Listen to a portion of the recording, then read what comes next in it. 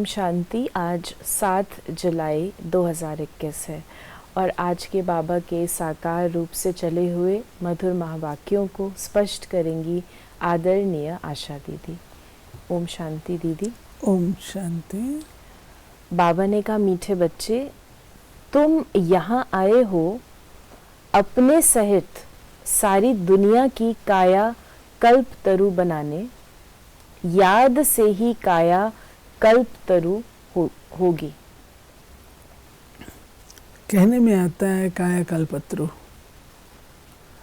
कि भाई इसने इसको बिल्कुल बदल दिया। काया कल्पत्रु का अर्थ ही होता है। और बदल दिया तो क्या हुआ? स्वस्थ हो गया, अच्छा हो गया। तो कल्प तरु, कल्प वृक्ष, तरु वृक्ष को कहा जाता है। तो बाबा कहते हैं कि कल्प तरु अर्थात तुम्हारी काया अविनाशी हो जाती है। तो हम काया कैसे अविनाशी हो जाती है? काया तो शरीर को कहा जाता है, वो समाप्त होता है, हर जन्म में समाप्त होता है। लेकिन जो आत्मा के अंदर वर्तमान समय परिवर्तन आता है, उससे सुख, शांति, शक्ति, पवित्रता के संस्कार जागृत होते हैं। वो हमारे फिर सारे कल्प तक चलते हैं। प्रश्न है, नरकवासी से स्वर्गवासी बनने की विधि कौन सी है? अभी तुम बच्चों को जियादान मिलता है, कैसे? नरकवासी से स्वर्गवासी बनने के लिए जरूर मरना पड़े। बाबा कहते हैं, मैं आया हूं तुम सबको मौत देने, तुम्हारी इस देह को खत्म कराए, बाकी आत्माओं को ले जाऊंगा। यही सच्चा जियादान है। इसके लिए ये महाभारत लड़ाई है जिसमें सबका विनाश होगा। फिर आत्माएं पावन बन वापस घर जाएंगी, फिर स्वर्ग में आएंगी। ये बाबा कहते जियादान देता हूँ तुमको, जियादान देता हूँ जिससे कि तुम जागृत हो जाते हो, नई दैवी सृष्टि के लायक बन जाते हो, फिर पावन बन जाते हो और पावन बन करके वापस अपने घर में जाने योग्य बन जाते हो। तो बाबा कहते हैं ये मैं आकर के जियादान देता हूँ जिससे तुम्हारी आत्मा में जागृति आती है। गीत है माता ओ माता। मीठे मीठे रूहानी बच्चों ने गीत की लाइन सुनी, जगत अम्बा की महिमा सुनी। जगत अम्बा है तो जगत पिता भी जरूर होगा। जगत अम्बा सरस्वती को ही कहते हैं। वास्तव में उनका नाम एक ही होना चाहिए। तुम्हारा भी नाम एक ही है ना, 2-3 तो नहीं है।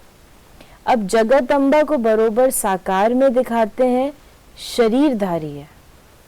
जगत पिता भी है जिसको प्रजापिता कहा जाता है।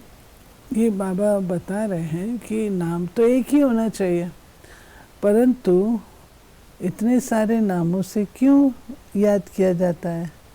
क्योंकि उनके सारे नाम जो है वे गुणवाचक हैं, कर्तव्यवाचक हैं। तो गुणवाचक और कर्तव्यवाचक होने के कारण से अनेकानेक नाम हैं। उसको बाबा कहते हैं कि जगदम्बा, और फिर बाबा जगत पिता का बता रहे हैं। फिर बाबा ने कहा, असल में आत्मा पवित्र मुक्ति धाम में रहने वाली है, जहाँ शिव बाबा भी रहते हैं। अब शिव बाबा प्रजापिता ब्रह्मा एक को बाप एक को दादा कहेंगे। ये तो तुम जानते हो, सब मनुष्य मात्र शिव की संतान है। शिव वंशी फिर है ब्रह्मा कुमार कुमारियां। शिव बाबा और दादा इकट्ठे हैं। ये शिव बाबा ब्रह्मा के बिना और ब्रह्मा बाबा शिव बाबा के बिना कोई कार्य नहीं कर सकते। ये दोनों इकट्ठे हैं। ये दोनों नई दैवी सृष्टि रचना के रचयिता हैं। क्योंकि शिव बाबा भी बोलेगा तो ब्रह्मा रथ के द्वारा बोलेगा। फिर शिव बाबा ने जो ज्ञान दिया वो ब्रह्मा बाबा ने जीवन में कैसे अपनाया, वो भी तो सैंपल चाहिए। तो इसलिए दोनों ही इकट्ठे इकट्ठे रचयिता के रूप से गाए जाते हैं। तो बाबा ने कहा, तुम जानते हो भारत में आज से 5000 वर्ष पहले देवी देवताओं का राज्य था। पीछे फिर 1250 वर्ष बाद होगा राम सीता का राज्य। बाप सिद्ध कर बताते हैं, सतयुग त्रेता में तुमने 21 जन्म लिए। ब्राह्मण, देवता, क्षत्रिय सब भारत में ही बनते हैं। बाप आकर पुरानी दुनिया को नया बनाते हैं, रिजुविनेट करते हैं, काया कल्प तरु बनाते हैं, अमर बनाते हैं। सीढ़ी उतरते उतरते मृत्यु लोक के आकर ये जो शब्द है ना मालिक बनते हैं। रेजुविनेट, ये समझने योग्य है। रेजुविनेट कहा जाता है कि जो चीज़ ऑलरेडी एग्जिस्ट करती है उसकी कायाकल्प चेंज कर देना। तो बाबा भी आकर के कोई नई सृष्टि अलग से रचते नहीं है, लेकिन हम आत्माओं को ही पुनः नया बनाते हैं, हमारा नवीनीकरण करते हैं, जिसको रेजुविनेशन कहा जाता है। शिवरात्रि और शिव जयंती गाई जाती है, कृष्ण जयंती भी मनाते हैं, उनकी तो वेला भी बताते हैं। फलाने समय माता के गर्भ से जन्म हुआ। कृष्ण जयंती होती है सतयुग नई दुनिया में, फिर पुनर्जन्म में आने लगा।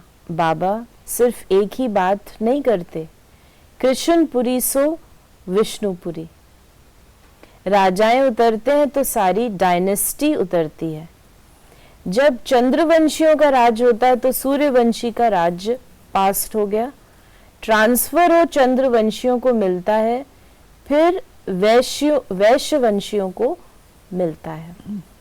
ये बाबा ने रहस्य बताया है कि जिस समय जो गद्दी पर होता है उसको महत्व मिलता है। अब चंद्रवंशियों के टाइम पर सूर्यवंशी भी तो कुछ रहे होंगे ना, लेकिन महत्व उनका नहीं है उस समय, जो राजगद्दी पर है उसका है। तो सूर्यवंशियों से ट्रांसफर हुआ चंद्रवंशी, चंद्रवंश से वैश्यवंशी, आदि आदि। अब तुम समझते हो हम ब्राह्मण कुल के हैं, चोटी, चोटी के ऊपर है बाप। हम पहले ब्राह्मण थे, फिर शूद्र अथवा पैर बने, पैर से एकदम चोटी बनते हैं। पहले शिव बाबा, फिर है चोटी। बाबा ने तुमको ब्राह्मण बनाया। ये बाबा हमको बाजोली का खेल बता रहे हैं कि ब्राह्मणों को चोटी कहा जाता है। चोटी माना ऊंचे से ऊंचे। क्यों ऊंचे से ऊंचे कहा जाता है? क्योंकि इसी युग में, इसी वर्ण में हम सारा परिवर्तन करते हैं, इसलिए इनको चोटी कहा जाता है। चोटी के हैं और चोटी पर रहते हैं। एक बाप के बच्चे भाई बहन ठहरे, तुमको पवित्र जरूर बनना है। स्त्री पुरुष पवित्र कैसे बने, इसके लिए ये युक्ति ड्रामा में नूंधी हुई है। यहाँ सिर्फ ब्रह्मा कुमार कुमारियां हैं, कोई शूद्र कुमार कुमारी है नहीं। वो है पतित शूद्र तुच्छ बुद्धि, क्योंकि बाप को नहीं जानते। कहते हैं ओ गॉड फादर, अच्छा उनका ऑक्यूपेशन पता है, नाम रूप देश काल बताओ, उनकी जीवन कहानी बताओ। अगर नहीं जानते हो तो नास्तिक ठहरे।